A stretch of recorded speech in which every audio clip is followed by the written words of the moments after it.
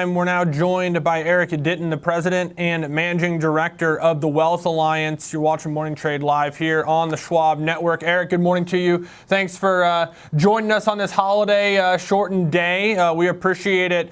What a first half of the year. I mean, we can exhale for a second here. We're at all-time highs. What'd you make of it, and how do you assess things now going forward? Well, first of all, thanks for having me, Alex. Happy 4th to you. This was supposed to be a boring day, but it's anything but, right? Anyway, what I want to tell you is that this was a big round trip. There was huge negativity. I got interviewed back in April in the middle of the fray.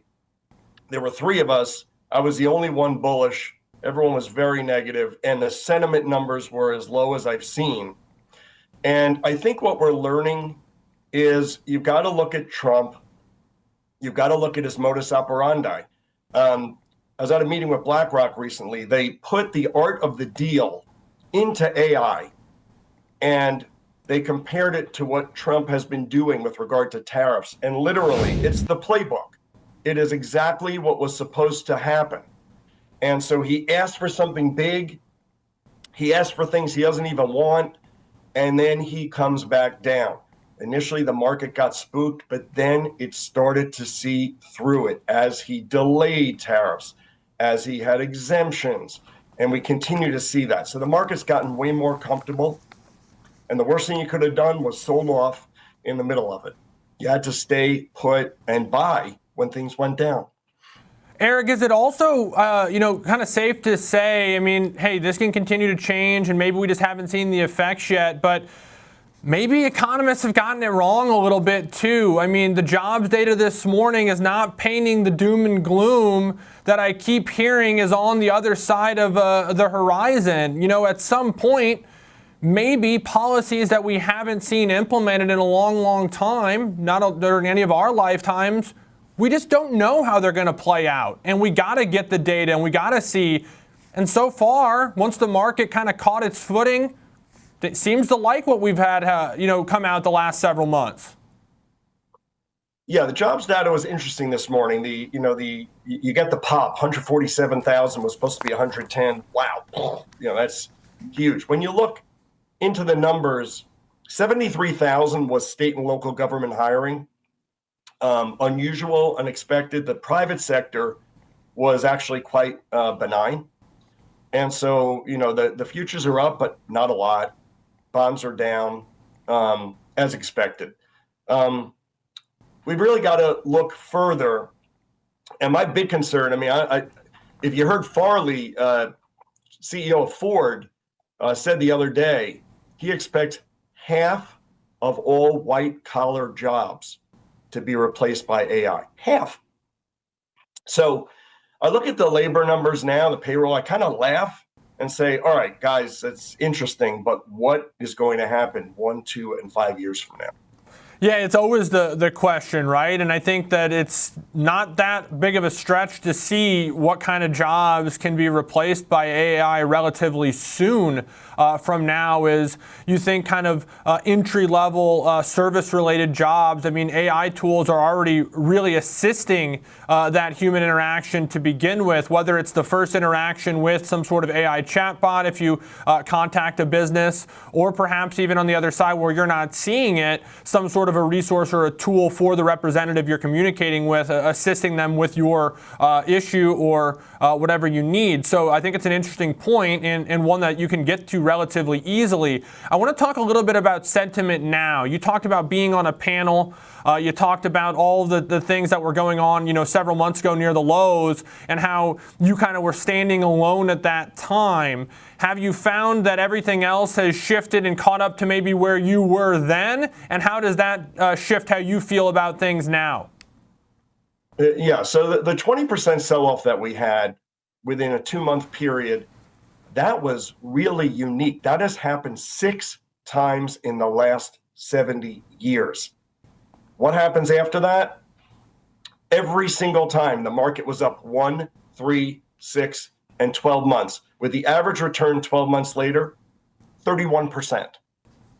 So you've got to be pretty bullish here overall. However, the Barclays Equity Euphoria Index, which just really looks at a lot of different things, sentiment and trading, has gotten really high, right near when we had the meme stock craze, near when we had the .com craze. We're seeing things like, Bitcoin's back over 100,000. ARK Innovation Fund had its second biggest rally ever. We are seeing a little too much enthusiasm. I'm always a contrarian with that. So short term, Alex, I'm just a little cautious right here. I would love to see a pullback to just continue to do some buying. But going out the next year, you got to be bullish. Eric, with that in mind, for those who maybe weren't lucky to listen to you a few months ago, or maybe they even did, but they listened to the others you were sitting on the stage with, and they were worried and they made decisions they now regret, and they're looking at, hey, these stats you just brought. They're looking at markets at highs. They're hearing their friends that maybe bought at the lows or weathered the storm, and they're back, and they're kicking themselves and wondering what to do now. You just talked about, hey, maybe short term, not the best time. But for those who maybe made a rash decision, regretting it, and now thinking about what to do, how would you respond to that particular person, and what would you say to them? Sure. So what I'd say to them is, if you've got cash, I would not rush to put it to work here. You missed a profound move in the market. Stay patient, stay calm. I think, Alex, one of the areas you can freely put allocate money to is international stocks and emerging market. We have had a decade of just huge underperformance in those areas, and we're seeing international now outperforming in a big way. The ETH is up about 18%, and the S&P is up about 6%. This is probably just the beginning. We have huge debt and deficits. They are not nearly as bad. Fed's on hold. ECB is cutting rates 8 times.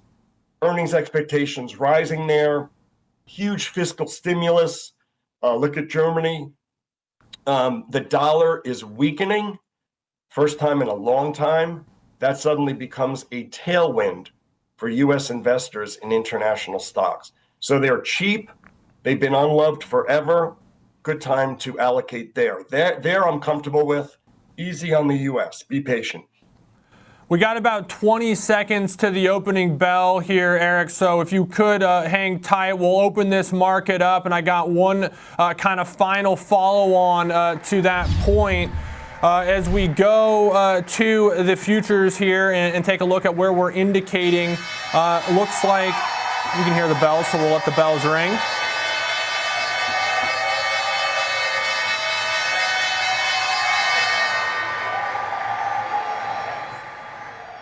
Looks like the first tick up here, Eric, is 21 points for the S&P. Russell about 6, down 90. So a nice start to the day, a record-setting start to the day, Eric. As the futures were indicating, still waiting for that first print of the NASDAQ. Looks 117 for the NDX. But I think there was a lot of wisdom in what you just said. I want to make sure we don't miss that point. Talking about looking for opportunities beyond maybe just the U.S. And so my follow-on to you is you talked about, hey, if we're talking to someone who maybe made a decision and they moved to cash, would your conversation be, even if we could go back in time, maybe you decide to take some risk off at whatever price, but maybe have a home for that money in mind before you do? Kind of this idea of rotation as opposed to just moving to cash and scaring yourself out of the market? Yeah, I mean, look, buy low, sell high never goes out of favor. So look at unloved areas, international emerging market. By the way, small cap stocks are down for the year and are trading at a 30% discount to large cap. It's one of the widest gaps in history.